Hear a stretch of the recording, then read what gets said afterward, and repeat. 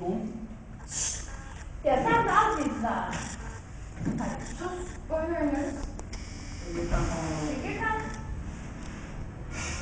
Hiç daha değil. Topumuz aynı çap. Ya. Evet, bir dakika. Üçüncü zil. Zır zır zır ışık. Topumuz aynı çanağı açıyorsunuz be.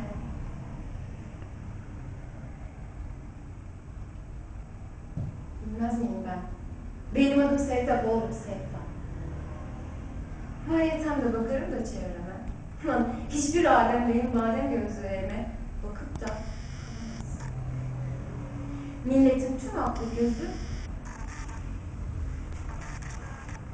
göbeğinde, bağlarında. Şu odada bir gün ne oldu biliyor musun?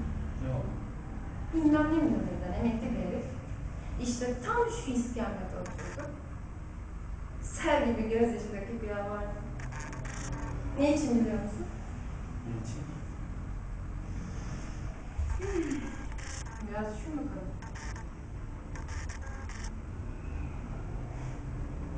Yok, onun için değil. Belki 100 yaşındaydım o yani. Giyinmiş donlarımdan birini hediye ettim. İster misin?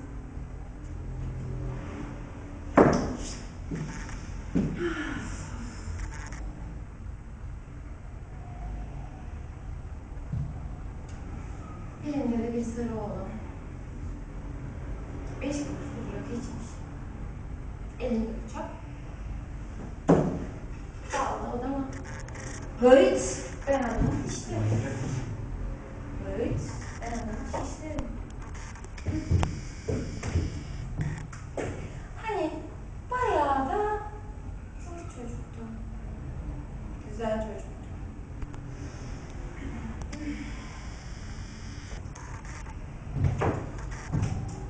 Bak pös pös edip duruyor. Şöyle. Gülüver. Ulan muhallebici dedim. Senin istediğin bu mu? Al sana ailesi. Anadan doğma. Söylemedim. Bundan fincan gibi oldu. Çok renkli göz. Elden ayaktan kesildi. Gel. Gel dedim gel. Tir tir titriyor öğretmen burası. Sonra bir üstüne elinden aşağı attı. Kaçtı. Ya işte böyle. İşte o günden beri bu bıçak burada. Ya Seyit çocuk. Sevtap olmak kolay mı? Benim hayatım roman be. Of. Of.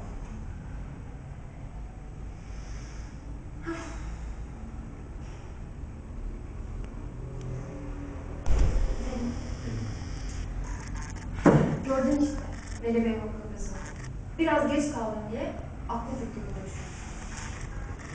Elbette. Pardon, reçiz.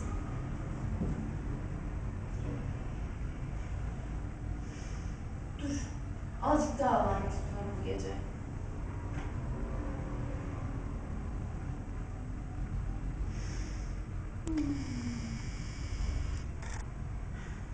Gözlerime kalemle çekeceğim.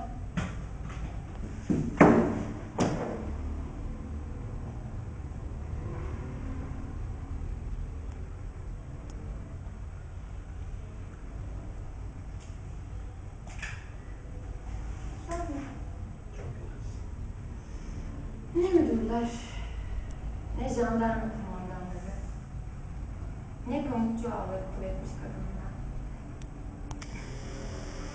Sen bakma parlak göbekli kızlara. Hepsi de çürük çürük şeyler. Teneke markası. Şimdikiler de hep döndüktürü Leyla. Neslihan, İnci. Sen de mi onlardansın yoksa sayı çocuk? Ay ay. Varsa yoksa Boşanmış senin melek gibi. diye günler. Masanın altından bayların bacaklarına bacak sürdüler. Konsomasyonlukla etini ele çıkartırım ben. Erkek muhabbetinden anlarım.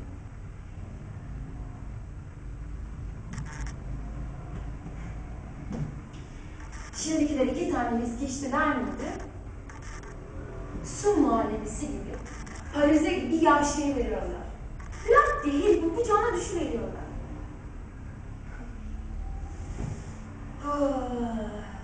Sabaha karşı da binip Zampara'nın taksisine doğru yaylaya uçuşa. Ben bilmez miyim taksilerde gezmesin? Bilmem işte.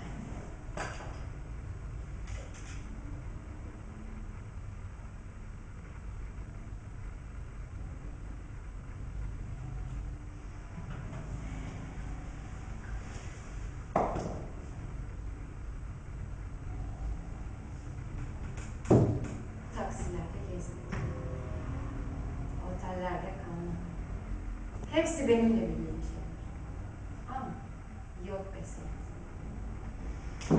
Her kış yenmez.